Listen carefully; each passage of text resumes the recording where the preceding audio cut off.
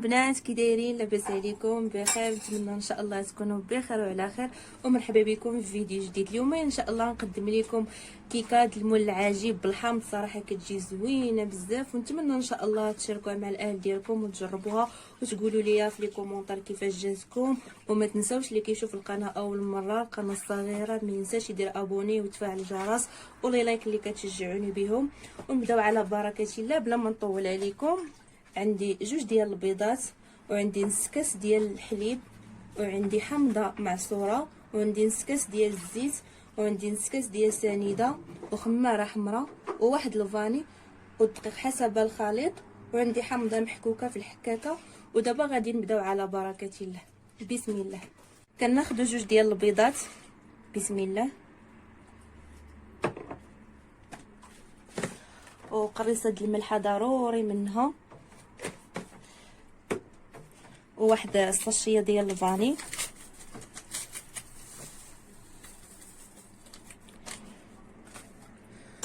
ونص كاس ديال سنيده. واللي ما عندوش الخلاط ممكن يستعمل الخلاط الكهربائي. بسم الله. ودابا غادي نطربهم مزيان حتى يتخلطوا ليا. وكما شفتوا معايا، من بعد ما تخلط ليا البيض مع السنيده حتى رجع الخليط ديالنا بيض، دابا غادي نزيد نص كاس ديال الحليب، ونص كاس ديال الزيت، وحامضه كبيره معصوره. وغادي نعاود نطربهم مزيان باش يتخلطوا لينا العناصر. وكما شفتوا معايا، من بعد ما تخلطوا ليا مزيان، دابا غادي نزيد حامضه محكوكه،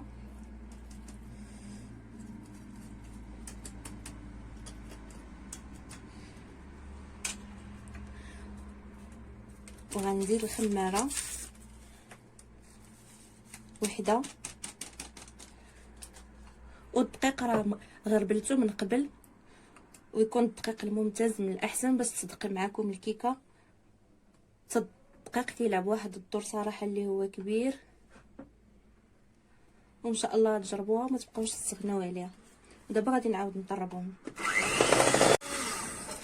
ما عطيتكمش الدقيق بالعبار، حيت كل مره الدقيق شحال مره كيشرب مره ما كيشربش، كل مره والدقيق كيفاش كتكون النوعيه ديالو. المهم عينكم ميزانكم حتى تحصلوا على الخليط ما يكونش ثقيل وما يكونش خفيف. المهم الخليط يكون هو هذاك باش تنجح معكم الكيكه. انا دابا زدت واحد شويه حتى نحصل على الخليط اللي بغيت، وغنوري لكم.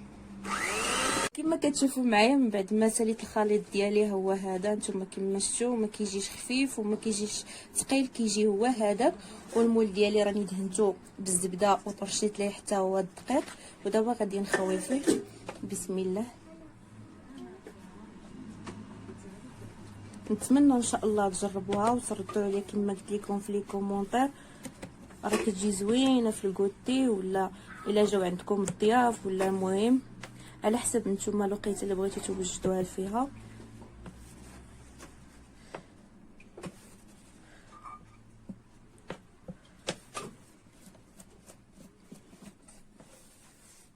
وكتشعلوا الفران لمده 45 دقيقه ولا 40 دقيقه على حسب الفران ديالكم، واش ديال الضو ولا بوطه عاديه.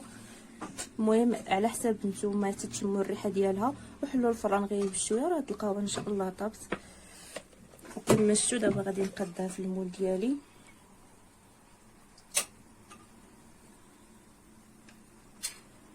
هذه هي الكيكه ديالي. دابا غادي ندخلها للفران. الفران انا ما كنسخنوش، كنخليه بارد حتى كنحط في وسط منه الكيكه، عاد كنشعلو وكنغسليه وكندير ليه على نار مهيله، وكنحط الكيكه الفوق.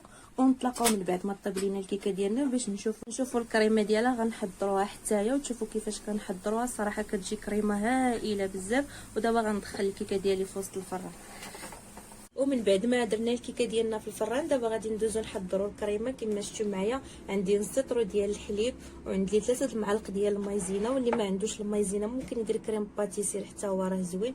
المهم داكشي اللي موجود عندكم في الدار. وعندي 4 ديال المعالق ديال سنيده كبار، وواحد دانون فاني، وعندي حامضه كبيره عصرتها، وواحد الفلو بنكهه الفاني حتى هي. ودابا غادي نحضروا الكريمه ديالنا. بسم الله. غادي نحتاجو 3 ديال المعالق ديال المايزينا، نحتاج واحد سلافه باش نخلطوهم. وكما قلت لكم اللي ما عندوش المايزينا ممكن يدير كريم باتيسير، داكشي اللي موجود عندكم. وربعه ديال المعالق ديال سنيده،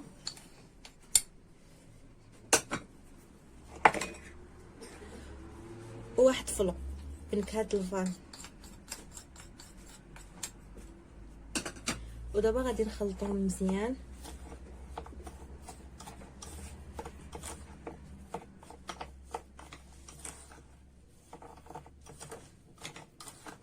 هانتوما كما شفتوا تتخلطوا لينا، وغنزيدوهم على الحليب.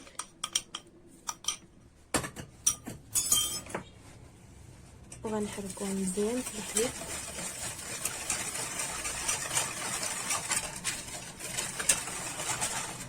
ودابا غادي نزيدو ديك الحامضه اللي عصرنا مع واحد دانون ديال الفاني.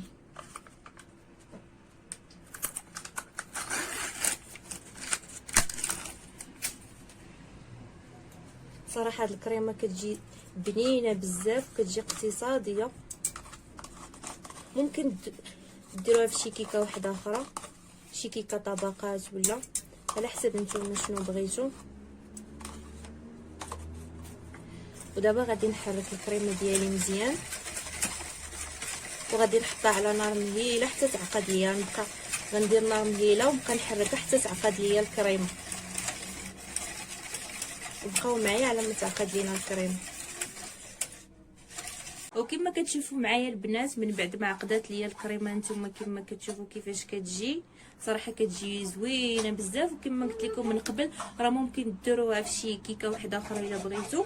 وهذه هي الكيكه ديالي من بعد ما طابت ليا الكيكه ديال المول العجيب. ودابا هاد الكريمه غادي نخويها بسم الله. صراحه كتجي كيكه واعره بزاف. نتمنى ان شاء الله تجربوها وتنال الاعجاب ديالكم. ومن بعد كتدخلوها للثلاجه واحد نص ساعه على ما كتبرد لينا الكريمه باش كتشد راسها مزيان. ودابا غتقادوها. وهذه هي الكيكه ديال المول العجيب. نخليها دابا نديرها في الثلاجه واحد نص ساعه ولا ربع ساعه على ما تشد ليا راسها. وكما كتشوفوا معايا البنات، هذا هو الشكل النهائي ديال الكيكه ديالنا. الزين راه كيبقى باختيار كما كنقول لكم ديما، كل واحد وكيفاش كيبغي يزين، كل واحد وطريقته. انا زينت بهذا الشكل، اللي عجبكم زينوا به، ما عجبكمش ديروا الطريقه ديالكم نتوما في التزيين اللي بغيتو. ونتمنى ان شاء الله تجربوها. وما تنساوش اللي كيشوف القناه اول مره يتابونا ويتفعل الجرس ولي لايك اللي كتشجعوني بهم. ودابا غادي نقطع لكم واحد الطريف. دابا غنقطع لكم واحد الطريف باش تشوفوا كيفاش كتجي من الداخل. بسم الله. صراحه كيكه كتجي غزاله بزاف بزاف. نتمنى ان شاء الله تجربوها. بسم الله.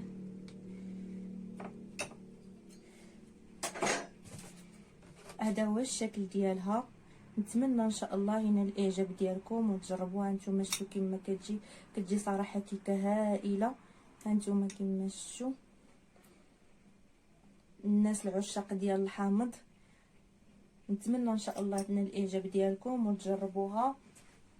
وما تبخلوش عليا بلي لايك ديالكم وتشجعوني، ولي لايك اللي كتشجعوني بهم ديما. وشكرا وبصحه والراحه.